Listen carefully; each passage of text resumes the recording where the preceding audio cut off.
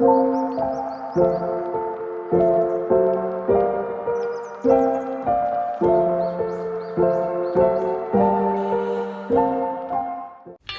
guys, welcome back to the channel. My name's Leila and I'm an emergency medical technician based in the UK, and today we're going to talk to you about the role of the ECA. We will be looking at what the role of the ECA includes, and we'll be discussing various options of getting into the ambulance service as an ECA. We'll also be discussing the nuances around a driving licence and a C1 driving licence. So stick around to the end of the video to find out how to become an ECA within the UK. So first of all, what does an ECA do?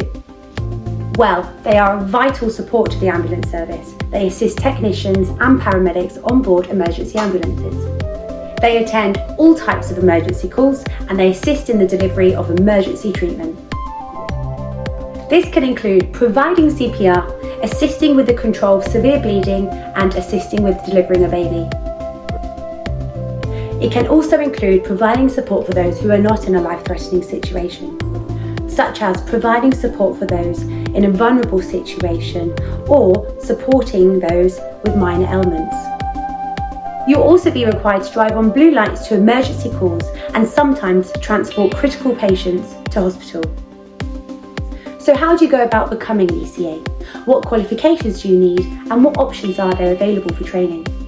Today we're going to focus on two different options to becoming an ECA, one through the private sector and the other through the NHS. The first option you have is to join the NHS and undergo training provided by the Trust. This will include all clinical and driving education to complete the role of an ECA. In terms of getting a job as a trainee ACA, well, there are no set qualifications required across the UK. However, each trust may differ slightly in their entry requirements. It's important that you check the qualifications required for the role you intend to apply for. However, generally, they're looking for a good standard of numeracy and literacy. Another requirement that NHS trusts will commonly ask for is a C1 provisional or full driving licence.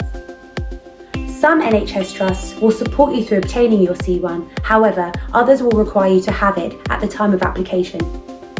Please make sure to check the requirements in detail before applying, as obtaining your C1 is a lengthy process and requires further additional medical assessments and driving. The next option you have at becoming an ECA is to follow a private pathway. The private sector has grown massively in the ambulance service and alternative routes of getting in are now available. One option available is to complete First Response Emergency Care or FREC certificate. In order to be recognised as an ECA, you generally will be required to complete a Level 3 and Level 4 FREC certificate, as well as a blue light driving certificate. The FREC 3 course introduces concepts around the management of medical and traumatic emergencies. It also provides some underpinning knowledge regarding these emergencies.